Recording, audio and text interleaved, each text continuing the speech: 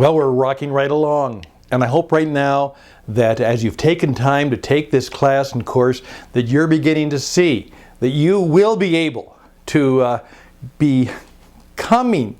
It'll take a while for you to be in a position of confidence so that you can do just exactly what this class was all about. How to quit your soul-sucking job. Now, you may find Stan Houston comes up fairly soon on the Google, but also soon after that will be my daughter, and her name is Megan. And so if I can do a little fatherly self-promotion, Megan is a writer and an editor living in New York City, and she knew right off the bat what she wanted to do, and that was she wanted to go to New York and become a writer. And she wrote about that and all the things that she discovered in leaving Minneapolis, Minnesota and going to New York City, you know, the proverbial. If you can make it there, you can make it anywhere. And then she went through a variety of jobs, and some of them were soul-sucking jobs, until she finally came to the position where she now has an ideal job. And as you'll discover, her ideal job is the one she has created herself. But it took her a while to get there. And one of the things that she did, and she hated the cover, but remember, whenever you write a book, you don't get to choose your own cover. In fact, it didn't work out too well, but the book sold well. And here's what it was called: How to Be Useful. How to Be Useful. And what she discovered as she made her way into the marketplace, particularly the tough marketplace of publishing and book writing and book selling in New York City and around the country, was that what you have to do is you have to figure out how to be useful to other people. They don't really care how clever you are, or how snarky you are, or how good looking you are. All of those things may be helpful and useful. But what is really useful is how well you are useful to others.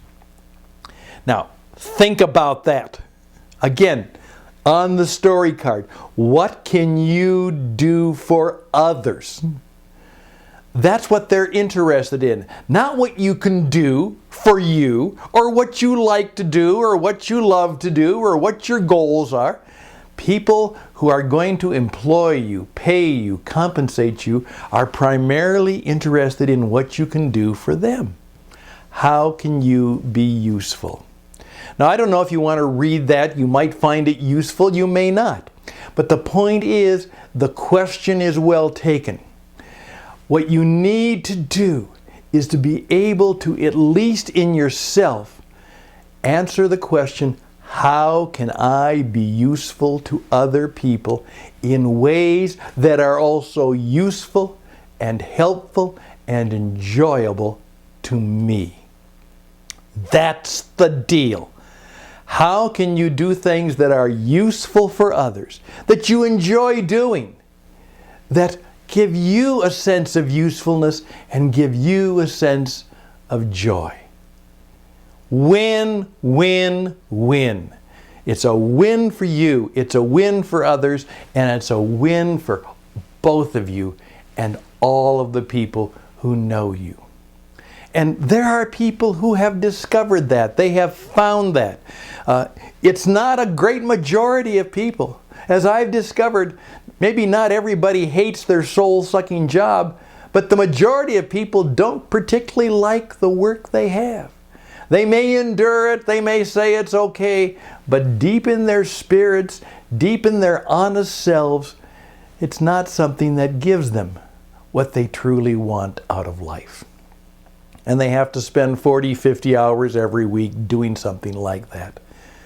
Not you, not anymore. We're not going to live that way to the rest of our life. We're not going to just be simply doing and putting in our time until we can finally quit and retire. That's not how to live.